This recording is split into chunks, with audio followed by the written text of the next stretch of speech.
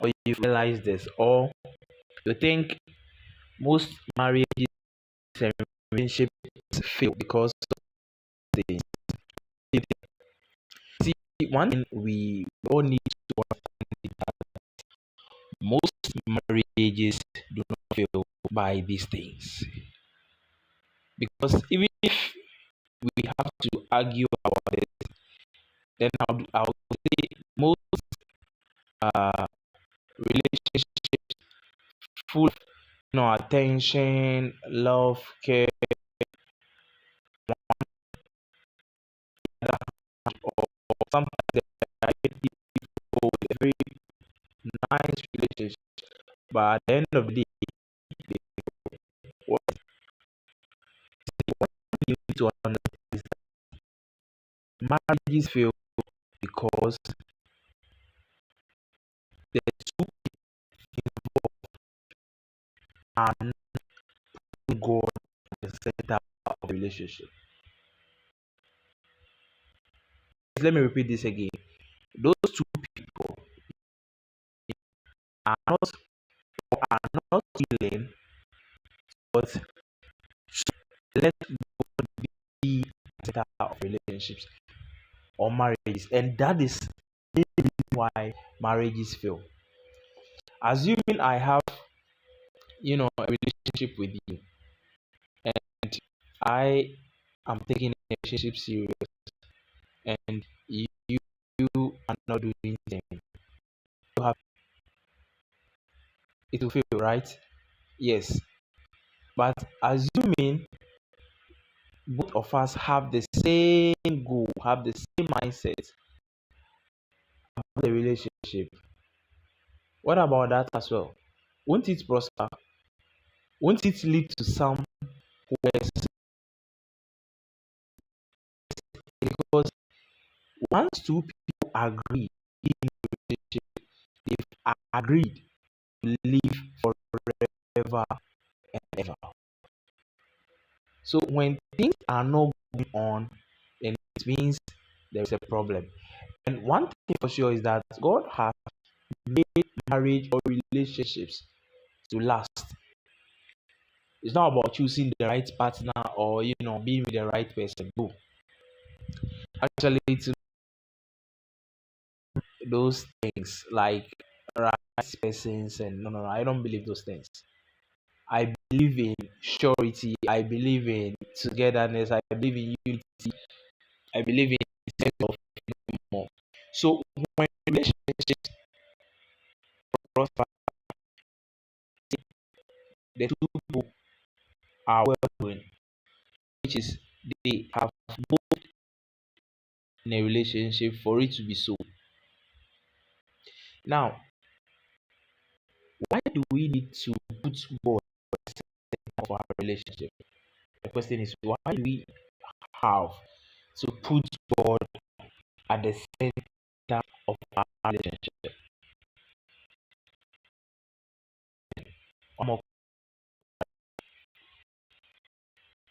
Assuming you have two broomsticks, you have two sticks. Let me use broomsticks. Assuming you have two broomsticks, and then you want to tie them. Do you use another broomstick to tie them? No. Why? The two cannot depend on the other broomstick for survival. That is another broomstick with a superior power to understand. So whenever we have to, or we need to relationship or relationship, we need to understand the fact that God is the only one who can make beautiful. So once we put God at the center of our relationship, something meaningful will come out of it.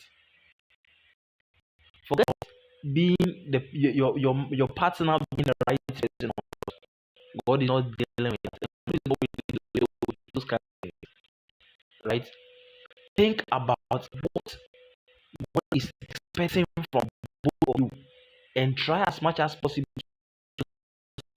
You see, I'm trying to be very practical in this because marriages are absent in our world today.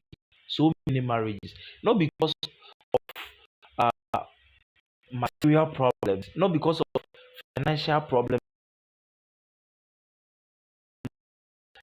People involved, the parties involved, which is the man and the woman, putting God at the center of their relationship, and that is why their relationship is not working.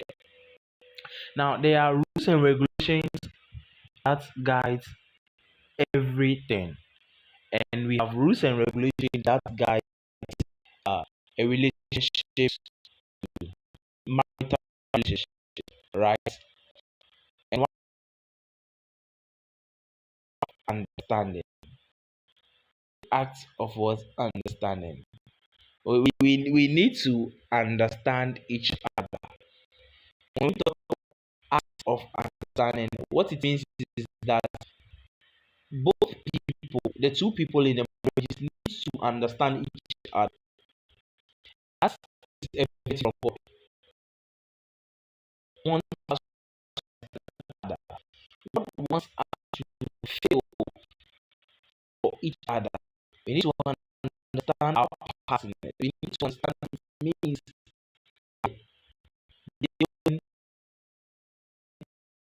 Okay. Second one is to try as much as possible to apply biblical relationship to one needs to understand the biblical principle governing how relationship have to try as much as possible to apply what God wants to do in marriage. See, this is more than providing what we even call it. This is more than providing material needs to your partner. Provide spiritual assistance to provide these things because God understands the main reason why one needs one another in a relationship. You see, we both need ourselves in a relationship. For instance, if you are sick or you are not feeling well, you are going through pain, depression, any other time, are you going to depend on God directly or help you through a fellow human being? Hope that's clear, right? So for a relationship, we need to support each other spiritually, and one of the ways to do is by applying all the biblical principles in the Bible. Of them, for example, the Holy Instruction to law to be sober to their salvation, and that is the only way to work them. Their wife,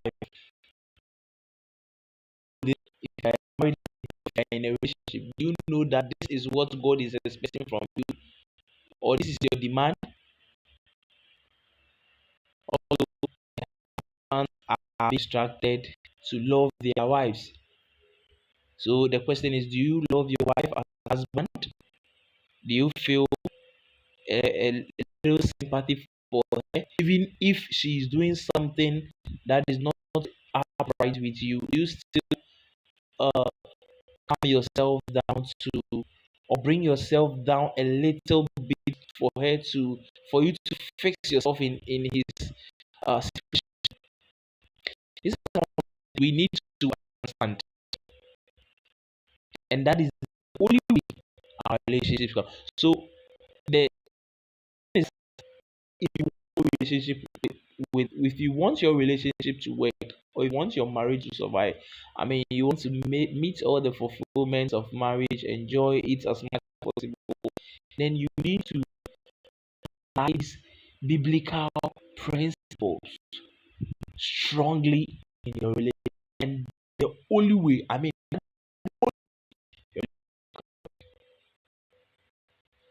so stop reading books, stop reading articles, listening to podcasts, news. See, the only way your relationship can work is to apply instructions, especially those related to marriages. You need to apply them strongly in your relationship, and that is the only way it can lead to something meaningful for your life. Other than that, you waste your, and then you end up stranded and confused. So try as much as possible to put God at the center. And one of the ways to do that is to apply His word in your relationship. Okay. Thank you for listening. I hope you share it others to benefit as well. We are hoping to drop another message very soon. So if you haven't subscribed to our channel yet, please kindly do so, so that whenever we upload a video or we stream live, you will be able to have access to it and learn something that can better our. Shalom.